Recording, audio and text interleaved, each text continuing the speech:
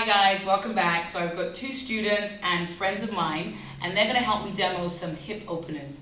When we work into the hip openers in our yoga session, normally what tends to happen in the studio is that we work the hip openers, especially the seated hip openers, towards the end of the practice.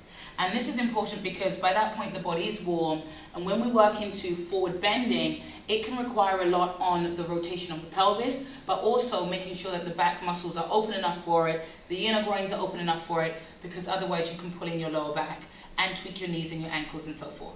So without any alignment, we're just going to look at these two, and we're going to work into Upavishta Konasana, which is legs more at a 90-degree angle and you hinging and folding. So let's have Nicole and Cordell hinge and fold. So already you can see what happens in these two different bodies as they begin to hinge and fold over their thighs. We've got one body that is more folding from the waist up, and one body that is really rotating the pelvis over the thighs. So we're going to look at these postures a little bit more. Now, as they hinge and fold, we're not getting that much rotation from the pelvis in this body, and what is happening is we're getting this big rounding in the upper thoracic. And after a while, this can start to really pull on the lower back muscles. He's still getting a stretch on his inner groins, but he could actually get a better stretch, and I'll show you that in just a moment. And then we've got someone with a lot of range of motion, and what's happening with her is as she really hinges the pelvis over the thighs, the knees start to turn in, and the knees are now turning in a different direction from the toes, and that can start to tweak the angle of where you want the knees and the ankles to go. So I'm actually going to end up pulling Nicole out of the posture a little bit. So I'm going to have them both come up. How was that? Yummy? As they both come up, I'm going to have Cordell sit on these two blankets. Yeah, good. And as he sits on the blankets, you want to think that the center of your buttock bones are on the blankets. So this is Cordell going too far behind, too far on the back of his buttock bones, and then going too far forward, which for him, he's not going to find that a problem. Now, as he flexes to his feet, he's going to keep his spine upright, and then we're going to look at Nicole. For Upavishta Konasana, I'm actually going to have her bring her heels in just a little bit more. That's good. And then I want Nicole to think, can I keep my knees and my toes going in the same direction? And for this posture, that's up. And this will just kind of protect her knees and her ankles a little bit more. Then as she hinges and folds, I'm going to actually have her do a little bit less because she doesn't really need all that range of motion. Now, if this was a yin class, I'd just let her just go right in and prop her a little bit more with maybe a little bit of padding, and I'll show you that in a moment. But for the purpose of this, I'm going to lift her up out of it because I'm going to give her a little bit more strength in the pose.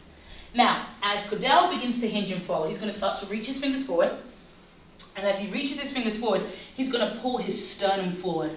Yes! And you guys at home can really see what that does for the spine. Now he's really finding that opening in between his upper thoracic instead of rounding and shutting off this space around the heart and the lungs. Then he's thinking that there's that same work of the pelvis rotating over the thighs, and you can see he's got much more of a fold going. So much, Nicole has no space now.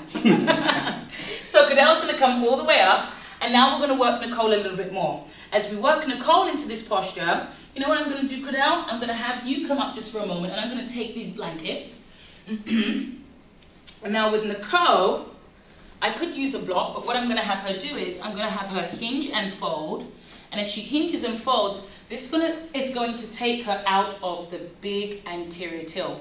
So now she's starting to find more of a lift, so she's not sitting in her lower back. Then as she activates through her legs, she draws her femur bones up into the socket and still feels that grounding from her buttock bones. But for somebody with this kind of body, she's drawing the buttock bones towards each other. So Cordell, as he was spreading his hamstrings and then feeling that stretch on the inner groins, Nicole is more containing. And you can see she's very mobile. She's still getting a very juicy stretch in this posture. As she pulls the heart forward, the shoulder blades move in, and then she can easily forward bend and still keep that integrity, that little essence of a back bend in between her spine. So she's going to come all the way up now. Nice. Okay, how did that feel? Really good.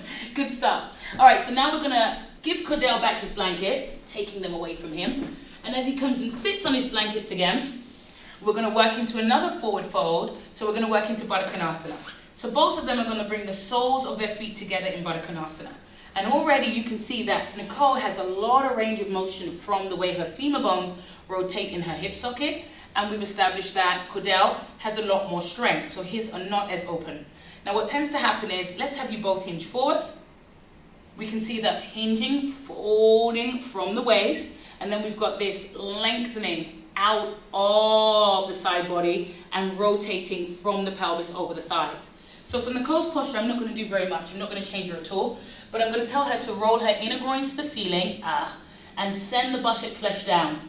That's it. So she's still feeling that lift from her pelvic floor muscles, which are very important, guys. You don't just want to sit in your lower back. You want to still find that containment out of it. And then she's just going to breathe into what this posture has to give, letting her outer thighs fall towards the mat.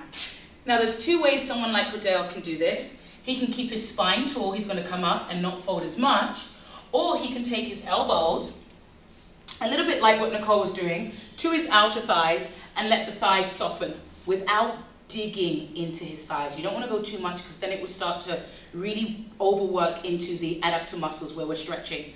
Another way is that Cordell is going to bring his fingers behind him and he's going to find his fingertips. Then we're going to really gain some nice extension of the spine. Good. Chin slightly in, and he's going to let gravity do the work. He's just going to soften. And you see that he got that nice release. Not by doing too much, but then he's going to rock forward onto the center of his buttock bones. No, keep your fingertips on the mat. Yeah, but just rock the weight forward. Let's have you shift forward a little bit more so people at home can really see that. Yeah. And then he's going to lift through his spine, and then again, just let the thigh bones descend. So the outer ankles are releasing down, and at the same time, they're slightly pinning in, and the inseams of his feet are spreading apart, but the outer edges of his feet are still touching. And you guys can see that is a more open posture than when he was here, because the knees were going up towards the ceiling. And this pose is about allowing the thighs to descend towards the mat. I hope that was helpful. Thanks for tuning in. See you down the yoga road.